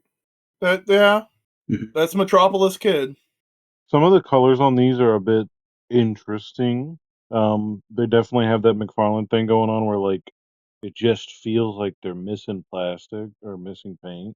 A little bit. Speaking of, first appearance Wonder Woman looks like a vampire. She does look dope though. She looks like a goth, like hot goth dummy mommy. A little bit. Yeah. And I think that's also just because back in those times when you colored red lipstick, you colored it black. That was just more of like a shorthand. And I think I don't know if she's part of a 2-pack or they're just in the same wave, but we're also getting, to my knowledge, the first Steve Trevor figure. Oh? They did one for the movie. It's a good looking military general, but like at the same time, I don't know. Yeah. You know what? You'd be better off just grabbing a Duke from G.I. Joe for your Steve Trevor. True. He'd probably scale better with her too, honestly. Yeah. Stephanie Brown from the recent Batgirls series. Pretty cool. Yeah, but that can pull off. That can just be a regular spoiler costume. Mm-hmm. I love the wired cloth cape with hood. That's one of the best looking ones they've done, honestly. Oh, that's pretty premium. Yeah. Speaking of premium looking shit, there is No Man's Land Batman, who looks really good. I think he's a lot of reuse of the Hush one, but that figure was apparently really good. And I love the almost metallic sheen to his cloth cape. Something about that is doing it for me. And then, this will make Boingo giggle. They're doing Monarch. Hey, it's the guy who wants to fuck his daughter. Let's go. Oh boy. I mean, it's a good looking figure. Yeah. No, the thing is, the storyline that he comes from got fucked over because the whole point was, okay, no one knew who Monarch was, and they were trying to figure it out. And the spoiler got released of like, oh, it's Captain Atom. He goes evil. And it's like, and the writers were like, oh no, the spoiler got out. That makes our entire story pointless. Quick, let's change it to be Hawk from Hawk and Dove. But here's the thing. Earlier on in the event, Monarch fights the daughter of Hawk and Dove in the future and goes like, yes, you are feisty. We could make wonderful children together. And it just it's like, what the fuck are you? What? No. They did not think it through. They did not. At least we're here to appreciate their mistake. Yeah, Speaking I of have the issue of Hawk and Dove from that event. Oh, you do? That's great. But speaking of appreciating mistakes, Disco Nightwing. Oh, that actually looks good. Yeah, it's a good version of the disco suit. And then probably most tempting for me out of this batch, they're doing Mr. Miracle from the Tom King series. Ooh. Rubber cape, right? Yeah, not great. That makes him basically a statue. Also, no big Barda yet that we know of. You can't do Scott without Barda. Wait, so does he not even come with discs for his feet? I don't know. That's the only photo of him we have. They could have put quarters in there for damn sake. I mean, shit. Sandman. I'm not familiar with this exact look for Sandman, but like it's a dude in a trench coat and a gas mask. It's not hard to get right. I mean, it's Golden Age Sandman. Mm-hmm. This one does kind of feel a little bit like it's missing some paint detail or coloration. Makes it feel a little plain just in general, just the way a lot of it lands. Here's a question for you, too. If you were to do a trench coat, would you rather only half of it, like the bottom half, be wire cloth? Or would you rather the whole thing be cloth and be wired? I think would rather the whole thing single wire running from around the neck down through the back, or you could split it up. I would rather the whole thing be cloth, because I think if you break it up, the different aesthetics of cloth versus plastic is going to annoy me. Okay, secondary question to that. Would you be okay with the arms still being plastic? No. And only the chest and the tails being cloth? That would look awful. Leather. Okay. Just thought just No, it's a good question. I'm glad you asked. Look up the Toy Biz Marvel Legends Punisher figure from the Thomas Jane movie. Oh yeah. He had Punisher. That exact no, actually he had he had pleather sleeves as well. And doesn't that jacket like fall apart now because of the material they used? Oh, absolutely. Oh. The one in box is hilarious. Yeah. Because he looks like a toddler wearing his dad's coat. Yeah, that's good. The Yeah. next thing Oh, that's the big one. Yeah. the next thing from the Todd stream was another colorway of Azrael. I think this is like the 5th Azrael they've done. That's the end of Night Ends, Azrael. Hmm. Because at the Night End, halfway through it, he gets burned and the colors change. Right. Batwing version 2, they did the first costume of this character way back at the beginning of the line, so I guess it's kind of fitting that they're doing his second costume now. That doesn't look good. Yeah. Yeah, it's a little. The wings are a little dinky. The wings are dinky. I don't know. It feels a little plain, but that's just partially because it's meant to be like a sleek suit. There's something going on with how McFarlane has these plastics turn out. Well, I guess you can just tell that it's unpainted plastic, or Yeah. maybe it's just like the Well, and opacity something of the about the way they plastic. look, if they're not being posed by like a collector, they always look a little stiff in like promotional shots. Yeah. Sometimes those ankles are hard to work. True. Batman Troika. Don't love this, honestly. The added fins on the boots and the long ass ears just aren't my kind of Batman. But it's a very specific Batman from a very specific artist kind of style. Yeah. Somebody out there's ripping their wiener. Yeah. It's probably the closest you can get to the 89 suit in a comic look. Yeah, it reminds me of like some of the covers that Keith he created the Max. Can't remember his last name. Sam Keith. Sam Keith. I remember one of the names. That's 3 Batman. Sam Keith. It reminds me of like a Sam Keith. Oh, 4. Keith. Batman cover. Yeah. Might have actually been him. I don't remember who did Troika. I thought I saw like some like Deathstroke and stuff. Yeah, we'll get to that in just a second. Oh, that was Doug mentioned Alan Grant drawing that story. Oh, yep. You know what? Yeah. A Doug Mensch. Yeah, that feels like it could be a Doug Mensch. Classic Beast Boy. All right. Yeah. Little green snick is a nice accessory. Here's a Sam Keith Batman for like, so you can understand where I was coming from with that. Like that's more of like I didn't think that was pizza. I thought he had like a weird tentacle suction hand. Yeah, I did too. That's one of his more recent Batman. I'm trying to get like an older of the 90s Batman, because Sam Keith does draw Batman with like super tall fucking Something about the way Sam Keith draws muscles. It always looks more like the character is slightly anorexic to me. See, that's a Batman of like the 90s. Bro, look at that. That's like Batmetal Batman. That is a Batman who hasn't shaved in 3 days. It's a good Batman though. Bro, he's squinting so hard you cannot see those eyes. That's insane. I genuinely do really like Sam Keith's art.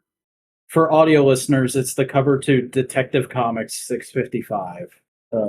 Oh, you want to see his Gordon? Oh no! I want to see your Gordon. Here's Sam Keith, Commissioner Gordon. Why did he do that? Look at it go! He's fucking pointing the way. I just love it. It's just like whoop. Bro, I know it's probably supposed to be windswept, but I like to imagine he gelled it out that way to try and look hip.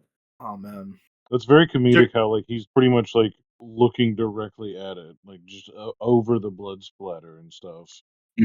Someone made a Sam Keith Batman statue, and it's exactly as you would imagine it. He looks like a gremlin. Sam Keith, I love your art. It's wonderful and amazing. Don't ever stop. Sam Keith, your art is not to my taste, but I can appreciate it. Sammy, kiss me if you miss me. Oh. No. I feel like I really need to emphasize that like I love his art. Because he's one of those artists who's very self-doubting about his creative output. And I'm like, nah man, you're a fucking legend. You're great. Anyway, Mirror Master. Fuck yeah. I like how Love a he's got like a little snarl to his face sculpt. That's a nice personality you don't often get. love a right bastard. Mhm. Something does again. I think it's the type of plastic they're using on like these greens and stuff. It Yeah, feels like outside lawn chair plastic. I can see that. Doesn't look like the suit and or like a toy. a little bit. Yeah. Maybe it's the lighting though. Yeah. The sculpt looks good for Mirror Master though. Mhm. Yeah. Do we know if those fucking underwear rip on any of those yet? Like, do we know for a fact? Because I I just haven't don't heard remember. any reports of it, but it is a valid concern. Anyway, Metron with each chair. Ooh. That's a very old school Metron. Hmm. That would be a really good Doctor Doom accessory as well. Yeah. It'd also be a good accessory for Professor Xavier, because that's actually happened in the stories. Also, speaking of like weird plastic colors, something about the plastic color they used on the chair looks a little off to me. Like it kind of looks like wax. I It can looks see like that. Army Men plastic. Yeah. And then classic Deathstroke. See that picture, Death. Deathstroke looks better than the other ones. That's what all the other figures are missing. Look at his underwear. He's got a wash on the underwear. He's got a wash on his shoulders. He's got lines on his fucking uh, gauntlets. There is like more depth. There's like multiple blues, and it's like 1, 2, I wonder if he's like a 3. collector's edition or something, some kind of premium thing. Or maybe the others just are just still in like a prototype phase. That Metron, man, it's kind of getting me though. I do Here's want to the put thing a about Doctor that Doom in Metron there. though. I don't want Metron to have like a super ton of wrinkles and wash, because to me he needs to be like weird He's a and Jack Kirby otherworldly. drawing. He's weird and otherworldly. He should be like unnaturally clean. You know what I mean? Yeah, he could like per like singe the shit off of his, just like will it so I guess. Or no, I think he could like do a like a I don't know. But yeah, Do you think I know anything? yes. Okay. that was Todd's big stream of DC. Is D stream. His D23, if you will. Mm. Some interesting stuff. I don't know. I still haven't bought much from this line. And now that it's over, like even contemplating doing that feels kind of futile to me. Like I kind of just want to wait and see what the new Mattel stuff looks like, but I can't deny every once in a while he puts out something really cool. He definitely does. I've dabbled in some every now and then, but Every now and then you fall apart. I think waiting for that new thing might be it. Yeah, because if they can bring that Masterburst magic, that Mattel line might kill it. I'm just excited for something new. I hope it doesn't suck with every fiber of my being. Yeah, come on, Mattel, make me spend more money on you than I usually do on Hasbro in a year, or just suck balls and make me actually save money in a year for once. That'd be neat. Anyway, they did a Black Series or just a general Star Wars stream today, yesterday as of this recording, because the joke was it's I am your Father's Day, everybody, because they have such a great marketing team at the Hasbro Star Wars team. Uh, do we want to touch on the vintage collection stuff at all, or do we want to just go straight into Black Series, Cody? I don't care about them, truthfully. Yeah, like I always look at it and I'm like, that's neat, but I'm never gonna buy it because it's not my scale, and it feels weird to get invested in those when they're clearly just doing it for very certain people. So let's go into okay. I'll ask this as well. Do we want to do the regular stuff first and then the big thing last, or vice versa? Vice versa. Okay. So they revealed their SDC exclusive for this year, and it's something people have been asking for a long fucking time. They are doing new versions of Episode 3 Obi-Wan and Anakin as a 2-pack with a base based on the final fight from Episode 3. Ooh. And it And to pull the looks band-aid off right now, $25 per figure, about $60. is what it should be. But actually, this is going to be $110. Yeah, so it's about $60 for the rest of that shit. I don't know if it's that would be worth it in my like. I'm definitely. I've wanted them to do a new episode free Obi-Wan since I got into Black Series because the original one sucks. But like, I mean, this looks great. It looks spot on to the films. Um, they have updated articulation. Like, there's butterfly joints under those tunic overlays, and the tunic overlays are rubbery, so it should be easy to use those joints. They've got alternate heads, alternate hands, alternate lightsaber effects, so you can make it look like they're slashing at each other. Like it looks like everything you would want from figures of these two if you're not going to go Figuarts level. But it is a lot of money for these two, and also it's Black Series, so you know there's going to be single pack versions next year with less accessories. So it's like, do I really want all those accessories? I see. The problem is, I know I want every little part of this whole set. Mm-hmm. Like, You just I don't want know to that I spend want that much money on it. I just don't think it's worth it. If I Like see if that it shit was go if on it was sale for like, $80, I'd be like, yeah, I kind of want it. But $110 is like, fuck me. That's think about it for a second. I mean, how much was the fucking like? Think about how much plastic is in like one of the GI Joe bikes or something. Like that's a $45 figure. That's a figure in a bike. That dude, they got new paint on those lightsaber blades. Is that a stripe of white on those blades? yeah. I thought that was just the photography. That's a good damn. And like it's obvious that it's the Lucasfilm tax that's making this cost so much is the thing.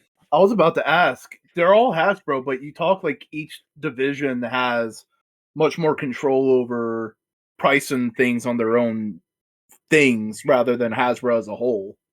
Well, the prices are relatively the same. The difference is what you get in the box. Like Black Series regular release figures are like you get 1 to 3 accessories max. Whereas G.I. Joe, a brand Hasbro completely owns and controls, you get like upwards of 10 accessories in the box. And that's just the difference in what that license costs.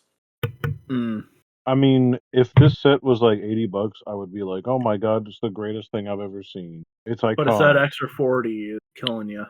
I mean, it's like I do like the fact like let me see more pictures of that because like let me see that plastic. Okay, is painted. here's a It's question: if it was $100, would it be worth it to you? It's 110 now. I think it should be like No, I think Boingo's $80. asking if it was $100. No. Well, I know, but I was saying like it's 110, and I don't think it's worth it. I don't think $10 less. Oh, I changes too thought much. it was 120. I thought I was knocking 20 off of it.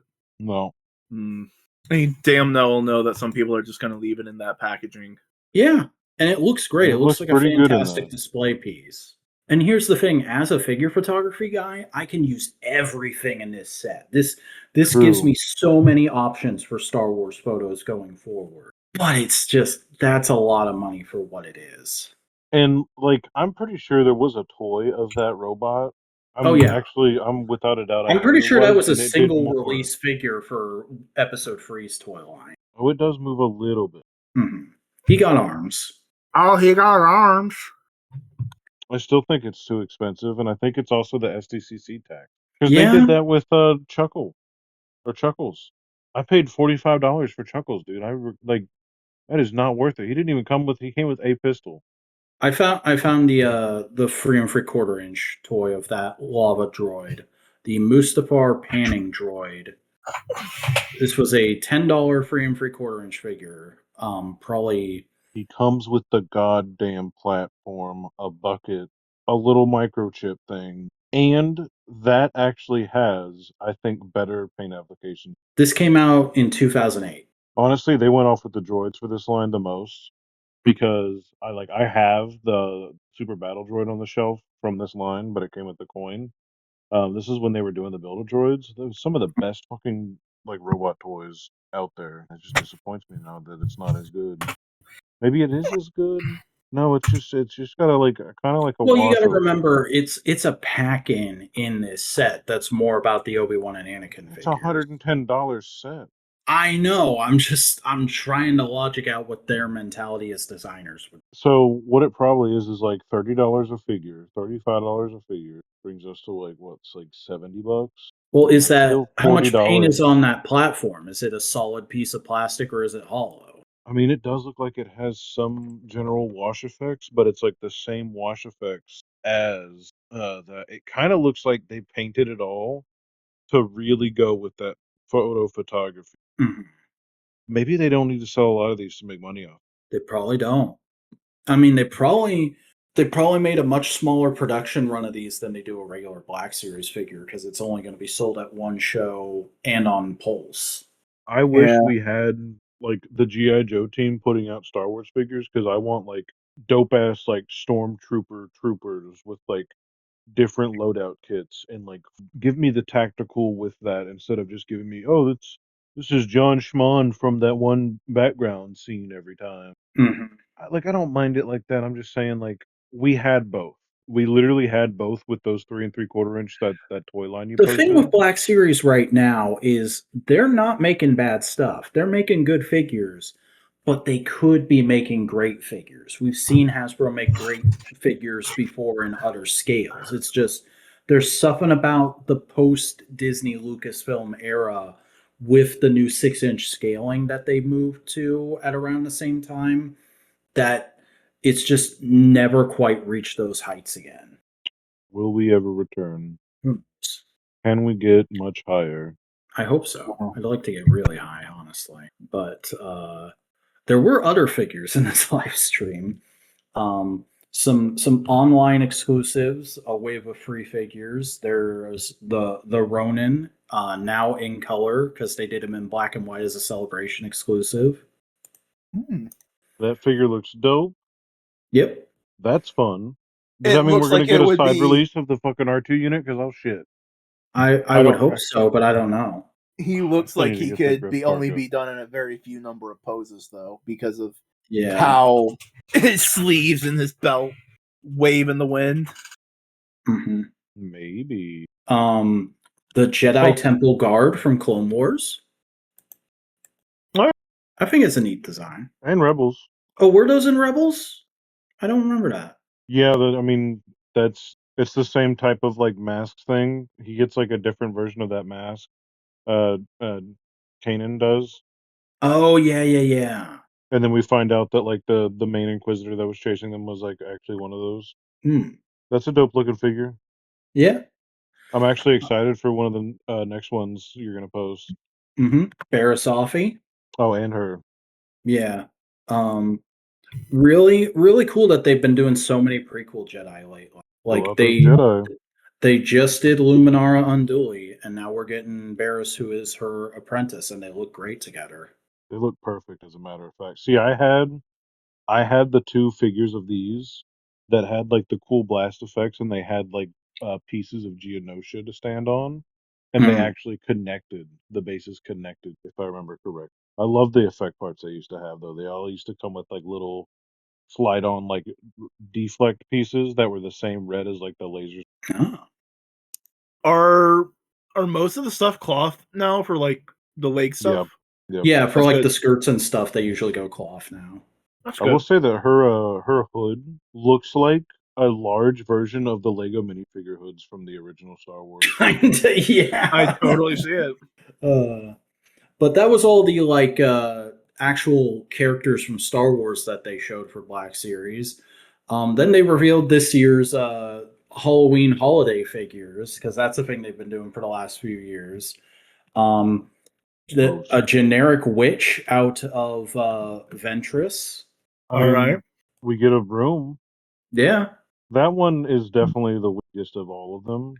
I know which one I'm buying. is it the ghost out of the Royal Guard that glows in the dark? It's the ghost out of the Royal Guard that glows. That Look doesn't at look that bad. shit. That's cool though. Look at that shit. That is Yeah, the god damn. that is some straight up Scooby Doo shit right there. I like it. It's and it's got like the blue, so it looks like the that's also glow in the dark, by the way. It's got the glow blue to look like the Force Ghost. That's a good thing. That's fucking 10 out of 10. 10 out of Yeah. goddamn 10. It comes with a fucking goblin of some sort, an evil little chupacabra. Like, give that to me. That's beautiful, really. A mummy stormtrooper. The cloth With- goods on that go crazy. Oh, dude, is that a porg? Is Yeah. that a werewolf porg? Oh, That's a werewolf. That one goes off too. See, like, honestly, they're having so much fun with those. The Witch All just of like, these look really fun. I haven't bought any of the holiday figures, but I always love seeing. Are they still doing the Christmas guys? Yeah, they did Yeah, a they do. Christmas set last year. I think they alternate Christmas and Halloween yearly. I'm not sure. No, I think they just do them every. Okay. Sometimes they're exclusives. I've gotten a few of them. I've gotten some like Christmas stormtroopers before. I can't help it. Like the I remember stormtroopers or the being clones when they really do that. I remember being really tempted by the Christmas Purge Trooper because they made him look like a nutcracker. That The was snow last trooper year. was dope. Yeah, look at that shit. Yeah, That's cold as hell. That's just dope. that just looks like a great like mid boss and like a steampunk story. And see, we Yeah. also used to get stuff like that back in the day with the old toy line, with the old 3 3/4 inch. They would do Christmas specials all the time. Never Halloween, I don't think. Maybe every now and then. We had like a clone trooper with like a skeleton painted on it this year. But Yeah, that I stormtrooper remember just has that. like a different level of it. It's got a lot more paint on it. It seems like most of the budget went to that and making that whole motherfucker glow in the dark. But I'm buying that. That's like exactly the shit I want. You know it is. I love in the glow in the dark pick that he's using his staff as like a cane. Yeah. I like the little like skull face on it too. That could just like I could see that as like it's got a very vintage feel to it. Okay, But I know that I like found that Stormtrooper. It's the Clone Trooper Halloween edition. yeah, the only Oh, thing and I don't it's like a about this Dracula porg. yeah. The thing I don't like about it is like they chose to put the eyes on the fucking helmet. Yeah. I don't know what else they would do, but like it's just so stinky. I do like how he It has feels like a chocolate cheap bars. Halloween costume though. Yeah, Yeah. he has chocolate bars. It's cute. Chocolate Beskars. But yeah, that's all the Star Wars figures, and that's all the toy news I have for this week. So, did we have any other topics, or do we just want to bullshit for a little bit? It's bullshit. We don't have anything specific we need to talk about. Do we? I mean, Do you? Not really. Do you have to poo? I don't. I'm actually pretty good ballistically at the moment. Bow holistically. Life is a highway. Yeah, I'm gonna ride you all night long. We're getting rode all night long at the moment, honestly. Yeah, Cody's doing the writing. There's torture nexuses to the left of me. There's shit shows to the right. But Here hey, might I as well look am. at some fucking toys. Piss in the middle with you. No, I do actually. I tried have a some pile. I tried some demos from Steam Next Fest. Oh, do any of the slop simulators? No, not any of the slop simulators. What I tried was Kaizen, okay, you know those puzzle games where it's like, here is a grid, you have to build this thing. Now make a machine to build it. No. Okay, fuck you. But basically the story is you're a new guy at a Japanese factory and you have to build device like machines to build like a radio. So like a part will spawn in and you got to weld it to other parts, or you got to flip a part so it can be right in the final production photo you need to do. So it's just like it's just a logic puzzle, and I like those things. It's good. Only getting through a bit of it, and I tried some of Mina the Howler, which is Yacht Club's new game. The people who made Shovel Knight. It is the new game is like one part Legend of Zelda Link's Awakening, one part Castlevania. What would be your final judgment of those two? I'm hopefully gonna get the full games when they come out. Mina is a little difficult, but that's just mainly because it is emulating the old retro style of game making, so it's not holding your hand. And the weapon I chose is a little bit of a learning curve because it was the whip, and there is a significant delay from button press to attack happening. So you just got to learn that timing. Fair enough. Yeah. What have you been up to, Cody? Not a whole lot. Just playing more Crossout. Yeah. Can't stop building vehicles. I went to a glass fusion class with Madison Ooh, this week. That sounds It was very sick. fun. Made some wind chimes. hell yeah! That Was it like glass blowing or is it something else? it's like you kind of like make strips of glass and like chop up bits of glass and you fire them in the kiln and they make like long smooth sheets or long smooth shapes. Oh, okay, cool. What about you, Simeon? What have you been doing?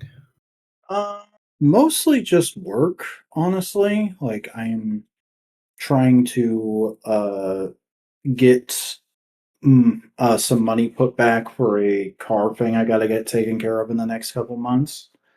Um, but in my spare time, I have been watching more movies than usual. Ooh, I've I've just been trying to shotgun through some stuff that's been on my computer forever. So like kind of random selection, but I can go through it with you for a minute if you'd like. sure. Um so first up I finally watched The Man from Earth HoloLens or Holocene, sorry. Um are you familiar with The Man from Earth? No. Okay. So it's a speculative sci-fi movie from I want to say like the early 2000s. And the first movie is super low budget. It's literally almost the entire movie takes place in the same room. It's a bunch of college professors are Oh no, I helping. do know it, and the guy's immortal.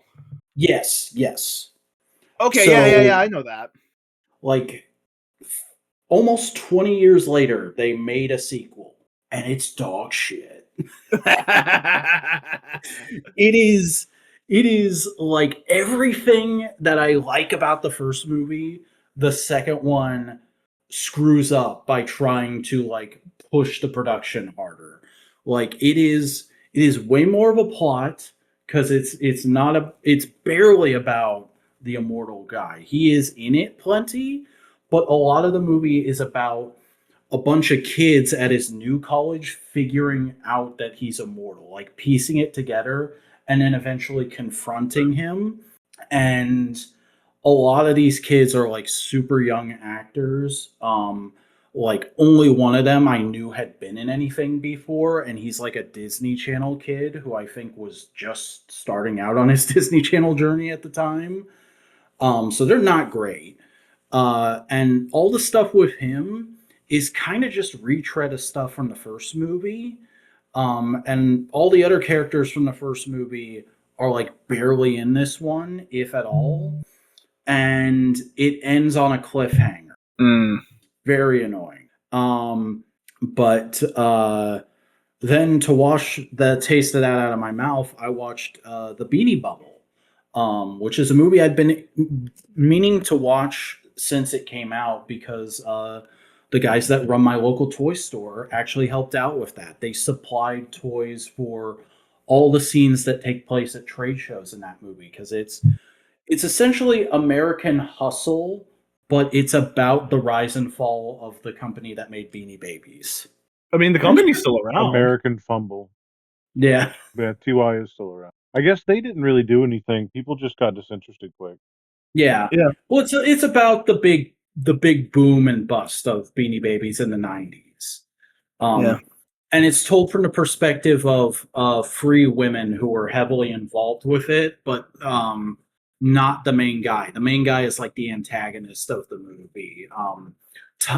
Ty, who the company is named after. It's about the woman who starts the company with him, like one of the main marketing people from the company, and this lady who he almost ends up marrying before she figures out he's a shitbag. Um, and of course, I'm sure there's a lot of exaggeration in it, but it's a very fun story, and it's got that kind of fun movie thing where it'll jump around in time, and you'll see certain scenes from different perspectives throughout the movie, and it's interesting. It's an interesting watch, I'd say. And then I watched the it technically isn't a movie, but like each episode is the length of a movie.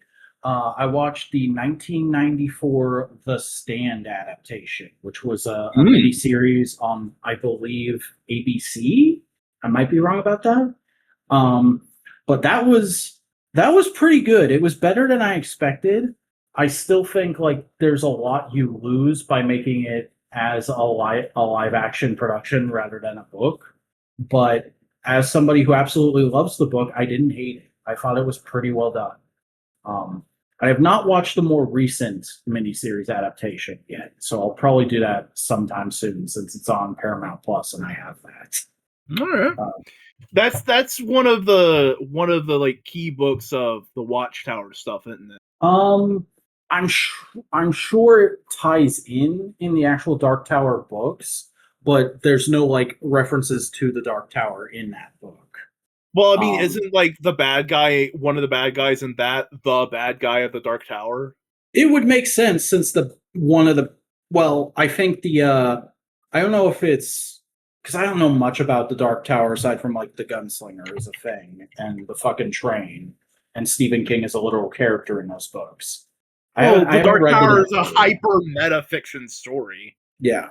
I haven't gotten around to the Dark Tower yet. I wanna like read most of Stephen King's other big stuff before I do the Dark Tower, but um the main bad guy of The Stand is the literal devil. Hmm.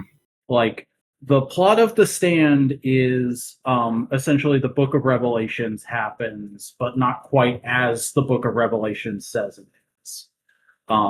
Like there's a lot of allusions to Christian mythology throughout that book, and I don't think the main character is ever like directly called the devil or directly calls himself the devil. His name is Randall Flagg, but he's very clearly meant to be like this ultra evil supernatural being who might as well be the devil. Yeah.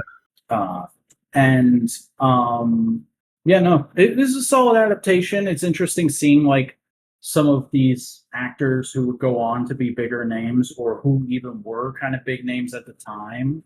But it's at an earlier point Yeah, in their no, it is. career when you're No, familiar with yeah, them. the main bad guy in The Stand is Randall Flagg, the Man in Black. Okay, I did not realize those were the same characters, but again, I don't know much about the Dark Tower.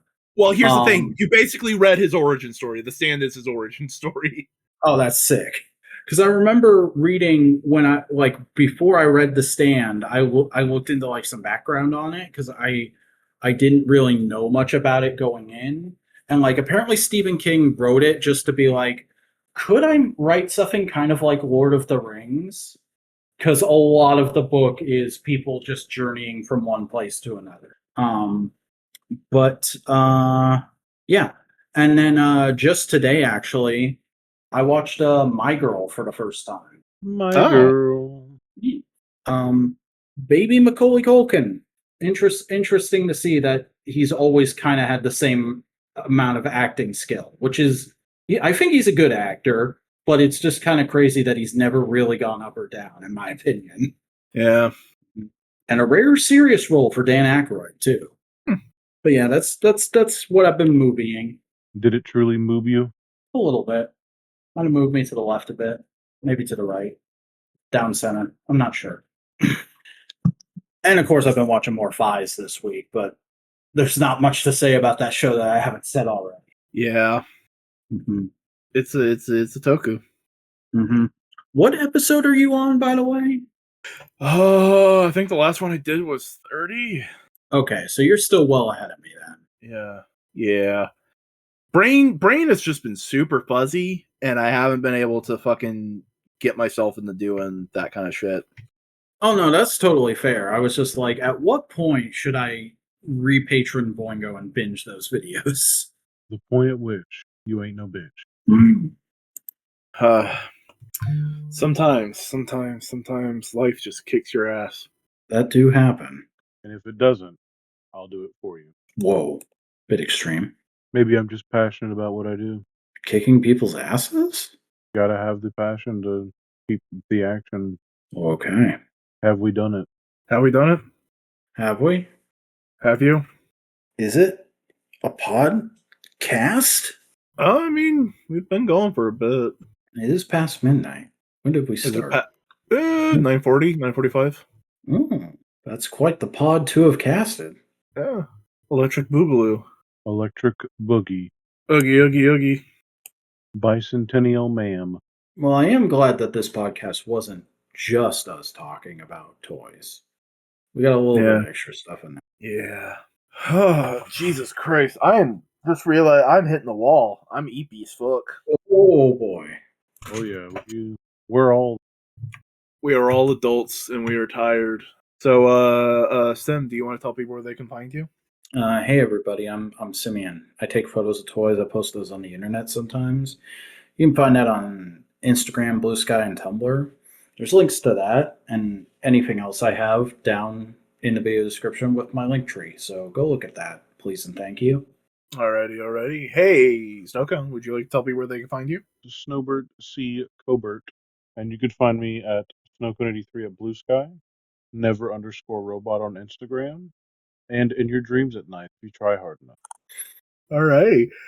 I'm the Boingo. You can find me on a variety of places on the internet, on YouTube at Boingo Writer, on Twitch at /Boingo Writer. Hopefully something there will be happening sooner rather than later. And on Blue Sky at Boingo Writer. In the meantime, this has been Modular Components. I hope you enjoyed your stay with us this week.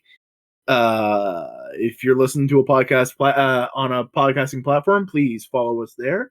Get updated when new episodes come out. If you're on YouTube, please leave a like, leave a comment, and subscribe to the channel so you can see podcasts like this and many more, such as Toku Talkers, hosted by Buster, where they talk about tokusatsu every week, and Analytical Fanboys, our monthly media cast, the next episode of which is Superman and the Mole Man or the Mole Men? The Mole Men. The Mole Men. I believe there are two of them in the movie. A whole two Mole Men. It was the 50s. They didn't have a ton of prosthetics budget money. It was the 50s. They weren't really into diversity hire. They didn't want to really hire actual mole men. The outrage in the mole man community just outrage. What's the Simpsons meme about Mole Man? There's multiple. I don't know. Oh, okay. Damn it. You think I know shit? I don't know what you know. But, fellas, do you have anything else you would like to say? Now more than ever, I think it's important that you watch Andor. Cody? Watch Andor. Fucking get off my back. I'll do it in one day.